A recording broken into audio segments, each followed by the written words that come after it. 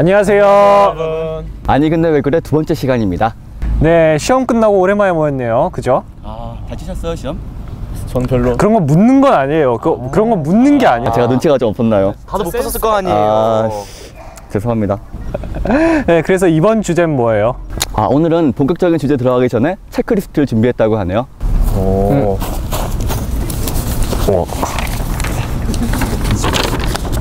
하면 돼요? 이거 그냥 해요? 이거 바로 할까요? 네.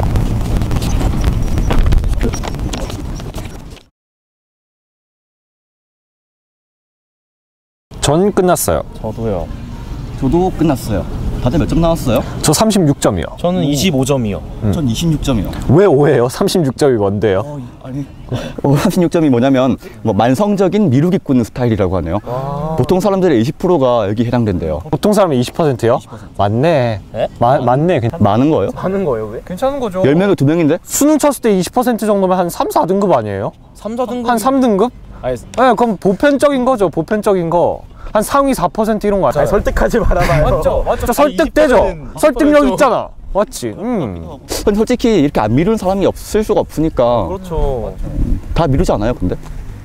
이렇게 선배는 뭐. 네, 이재 씨. 저요? 전 공부를 미루죠. 역시. 네, 공부를 미루다가 항상 피봐요. 네, 약간 술을 미루고 공부를 안 미뤄야 되는데 술을 좀 안 미루어요. 다른 건 미루지 않고 자기가 좋아하는 건 안 미루고. 네, 좋아하는 것만 안 미루게 돼요. 나가더라고. 이렇게 우리처럼 안 미루고 사는 사람은 없는 것 같습니다. 어떤 사례가 있는지 한번 VCR로 확인해 보도록 할게요. 저는 요즘 시험 공부랑 과제 때문에 할 일이 너무 많아요. 근데 그런 조바심이 들면서도 자꾸 폰만 만지면서 다른 짓을 하고, 그러다 보니 과제는 늘 마감 직전에 급하게 제출하고, 저도 제가 왜 이러는지 모르겠어요. 어떻게 해야 할까요? 그거 되게 고민되겠어요. 맞아요. 급한 일을 미루고 그 급한 일에 부담감하고 압박감 느끼면서 좀 그렇게 미루죠? 맞아요. 좀 찝찝하긴 한데 약간 그 미룸의 유혹을 떨쳐내기 어렵죠. 여러분들은 미루기 어떤 거였나요? 저 미뤄봤어요. 휴학. 솔직히 이번 학기 휴학 각이었는데 뭔가 휴학 각이었는데 휴학을 미뤄봤습니다. 네, 한번 좀 쉬어보고 싶었는데 휴학을 미루고 열심히 학교를 다녔어요. 이번 시험 기간 때 조금 후회했어요. 저도 하나 있는데 있어요. 저는 남자들이 더 좋은 거 안 군대요. 군대를 미뤘다. 군대 아직 미룰 게 없지 않아요? 그렇죠. 1학년 2학기 때 가려고 했는데 저는 그거 미뤘어요. 과제? 정보기술 활용 과제 했는데 그거를 수업을 안 들어갔거든요. 정말 평범하다. 자를게요. 이렇게 일을 미루는 습관에도 심리적인 요인이 있다고 하는데요. 어떤 요인인지 한번 보겠습니다. 오늘 할 일을 내일로 미루지 말라. 유명한 격언이죠. 하지만 우리는 일상 속에서 종종 할 일을 미루곤 합니다. 한 통계에 따르면 대학생의 70에서 80%가 일상 속에서 학업과 관련된 미룸 행동을 한다고 하네요. 과제나 시험 공부를 미루는 행동들은 보통 언제 일어나는 걸까요? 우리는 보통 일상 속에서 너무 많은 일이 주어져 해결하기 힘들다고 느낄 때, 해야 할 이유와 해야겠다는 의욕이 사라졌을 때, 남들과 비교해 내가 뒤처지는 느낌이 들 때 그냥 내려놓거나 나중에 하고 싶은 마음을 가지게 됩니다. 이런 행동을 심리학적 용어로는 지연 행동이라고 하는데요. 보편적으로 우리가 말하는 미룸 행동이죠. 이런 미룸 행동의 원인을 심리학적으로는 크게 3가지 관점에서 설명합니다. 행동학적 관점, 정신역동적 관점, 인지적 관점이 바로 그겁니다. 행동학적 관점에서는 미룸도 일종의 학습에서 비롯된 거라고 하는데요. 할 일을 미루는 순간 순간적 쾌락을 느끼게 되고 그 쾌락을 학습함으로써 발전된 습관이라고 합니다. 정신역동적 관점에서는 미루기를 하나의 수단이라고 봅니다. 예를 들어 무심한 부모의 관심을 끌고 싶다는 자녀의 무의식이 미룸 행동으로 나타난다는 거죠. 마지막으로 인지적 관점에서 미루기를 이해할 수도 있는데요. 자신을 낮게 생각하는 자기 비하와 타인에게 인정받고 싶어하는 승인 욕구 사이에서 오는 괴리라고 볼 수 있겠네요. 와, 우리가 무의식적으로 미루는 습관이 이렇게 심리학적으로 표현이 될 수가 있네요.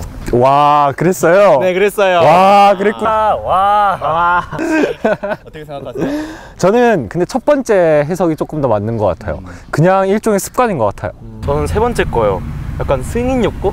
잘하고 싶다는 그런 느낌, 그런 마음이 있잖아, 다들. 약간 과제 같은 거 하면 완벽하고 싶잖아요. 그런 걸 좀 반영한 것 같은데요. 잘하고 싶은 욕심 때문에 미루게 된다. 네, 맞는 것 같아요.